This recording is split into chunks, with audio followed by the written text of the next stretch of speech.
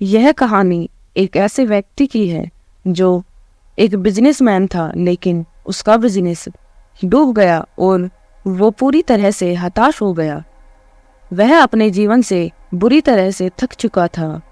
एक दिन परेशान होकर वह जंगल में गया और काफी देर वहां अकेला बैठा रहा। कुछ सोचकर भगवान से बोला, मैं हार चुका हूँ, मुझे कोई एक वजह बताइए कि मैं क्यों ना हताश हूँ। मेरा सब कुछ खत्म हो चुका है। भगवान ने जवाब दिया कि तुम जंगल में इस घास और बांस के पेड़ को देखो। जब मैंने घास और इस बांस के बीज को लगाया तो मैंने दोनों की देखभाल की, बराबर पानी दिया, बराबर प्रकाश दिया। घास बहुत जल्दी बड़ी होने लगी और इसने धरती को हरा भरा कर दिया। लेकिन बांस का बीज बड़ा नहीं हुआ, लेकिन मैंने बांस के लिए हिम्मत नहीं हारी। भगवान ने बोलना जारी रखा।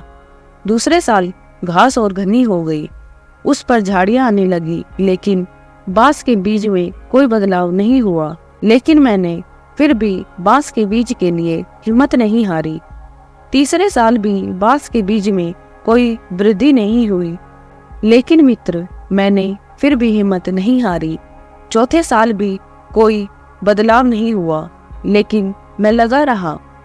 भगवान ने आगे कहा, 5 साल बाद उस बांस के बीज से एक छोटा सा पौधा अंकुरित हुआ। घास की तुलना में यह बहुत छोटा और कमजोर था, लेकिन केवल 6 महीने बाद यह छोटा सा पौधा 100 फीट लंबा हो गया। मैंने बांस की जड़ को इतना बड़ा करने के लिए 5 साल का समय लगाया। इन 5 सालों में इसकी जड़ इतनी मजबूत हो गई कि 100 फीट से ऊंचे बांस को संभाल सके। इस कहानी से हमें यह सीख मिलती है कि जब भी तुम्हें जीवन में संघर्ष करना पड़े तो समझिए कि आपकी जड़ मजबूत हो रही है। संघर्ष आपको मजबूत बना रहा है, जिससे कि आप आने वाले कल को सबसे बेहतरीन बना सको। किसी दूसरे से अपनी तुलना मत करो।